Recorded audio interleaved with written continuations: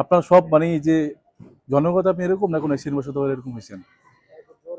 Typhoid জ্বর হয়ে মানে টাইফয়েড আপনার এরকম অবস্থা হয়ে গেছে? আপনার কখন কখন টাইফয়েড হয়েছিল? ছোটবেলায়? আচ্ছা। আপনি কি এই এরিয়ার নাকি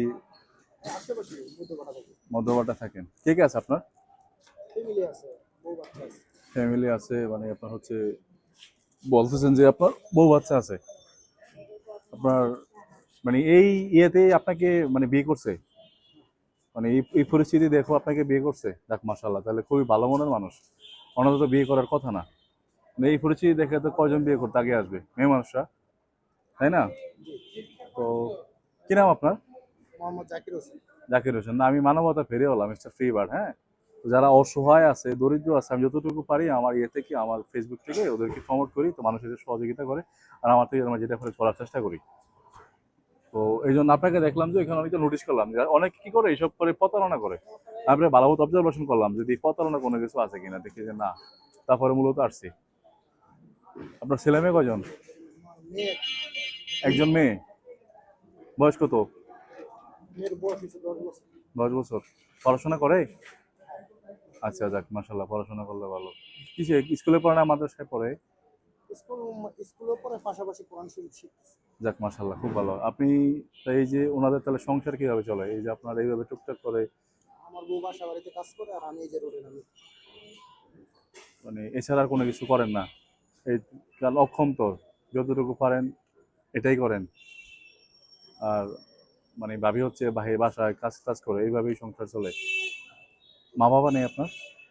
মা আছে, বাবা নেই। মা ঠিক দেশে থাকে। দেশের বাড়ি কোথায় আপনার? কুমিল্লা। কুমিল্লা কোথায়? কোথায়? মেঘনা থানা। হ্যাঁ, আচ্ছা। আর মানে আপনার যদি এমন হয় আলহামদুলিল্লাহ, আল্লাহর রহমতে, যেন আপনি যেটা করতেছেন, আপনি কোনো একটা দোকান দিয়ে দিলাম অথবা কোনো একটা কিছু করে দিলাম যে আপনি বসে করতে পারতেছেন, তাহলে আপনি হ্যাপি?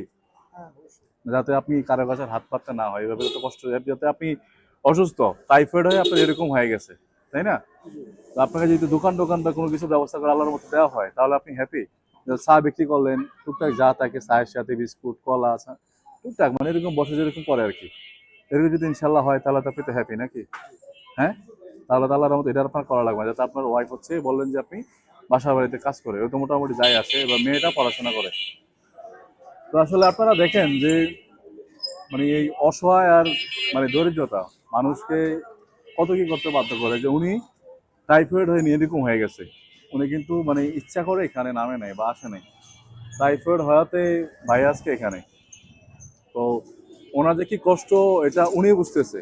আর আমরা যারা চলাফেরা করি, আমরা যারা সুস্থ আছি, তো আমার হচ্ছে সবসময় একটাই চিন্তা ভাবনা যে মানবতা ফেরিওয়ালা বা সাপোর্ট কমিউনিটি যাই বলি আমরা, মানে যতটুকু আমরা পারি এ লোক যদি তাকাই, মানে একটু পারি সহযোগিতা করি, এতে করে হবে কি আপনার মানে আমাদের সমাজে যে অসহায় মানুষগুলো আছে ওদের একটা কর্মসংস্থানের ব্যবস্থা হবে, আর আমার সমাজটা সুন্দর হবে।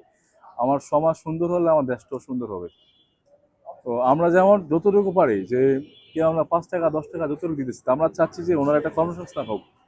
উনি একটা ছোটখাটো যদি দোকান দোকান দিয়ে বসে, তাই না? দোকান দিয়ে বসলে হবে কি আপনার হচ্ছে উনি আর এখানে কারো কাছে হাত পাততে হবে না, ওনার কর্মসংস্থানের ব্যবস্থাটা হয়ে যাবে। তো একটা মানুষ আল্লাহর রহমতে ইনকাম করতে পারবে। এইভাবে আমরা যতটুকু একটা চেঞ্জ করবো, আজকে আমি বলতেছি কালকে আপনি করবেন, পরশু দিন আরেকদিন করবে, এভাবে যারা করে করলে ইনশাআল্লাহ আল্লাহর রহমতে দেখবো যে আমার সমাজটা অনেক পরিবর্তন হয়ে গেছে এবং আমার দেশ ভালো কিছু পাবে। হ্যাঁ, আর এভাবে করেই পরিবর্তন হবে।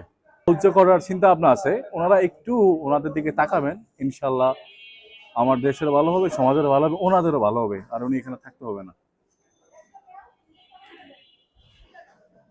আপনার ইনশাল্লাহ আমি যাতে ইয়ে করছি, মানে আমার যে ইয়ে আছে ওইখান থেকে আমি ব্যবস্থা যাতে চেষ্টা করবো আপনার জন্য করার জন্য, যাতে আপনার এটা করতে না হয় আর।